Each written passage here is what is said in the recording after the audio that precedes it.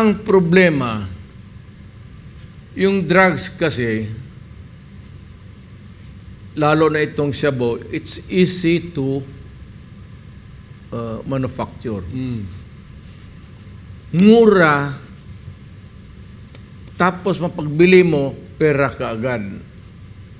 Na usually, in a barangay, kung lahat ng mga bata dyan malulong na sa droga, may steady income ka na. At bakit nangyayari yan? Kasi ito si A, pag natamaan na siya, wala siyang pera, lalo mahirap lang, maghanap yan siya ng B na dikitan niya para to sustain his habit. Ito namang si B, maghanap ng C. And so on and so forth. Ang problema, karamihan dito, walang pera. Kung nagmamanufacture ng papel ng pera yan, okay lang. Kasi bayad mo lang eh.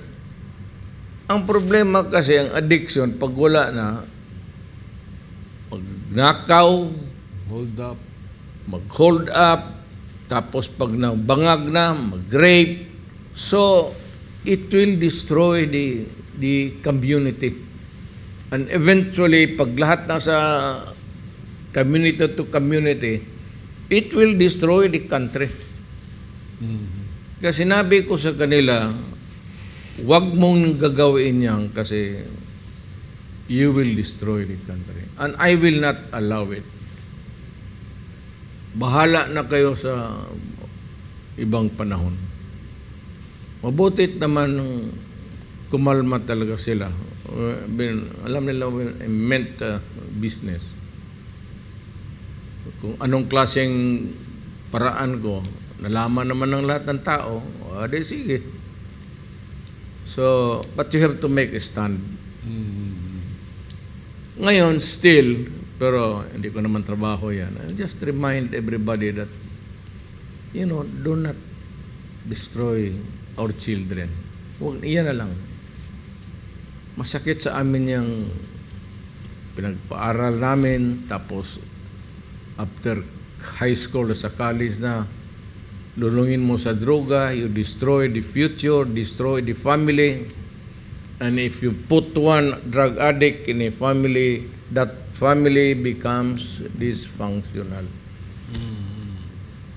Yan ang masakit dyan. Lalo na yung mga nanay, tatay, lalabas ng bayan para lang magpakain, magpadala, bigay ng edukasyon ng mga anak nila. Tapos sige la padala dito. Ito namang mga sige dikit-dikit doon.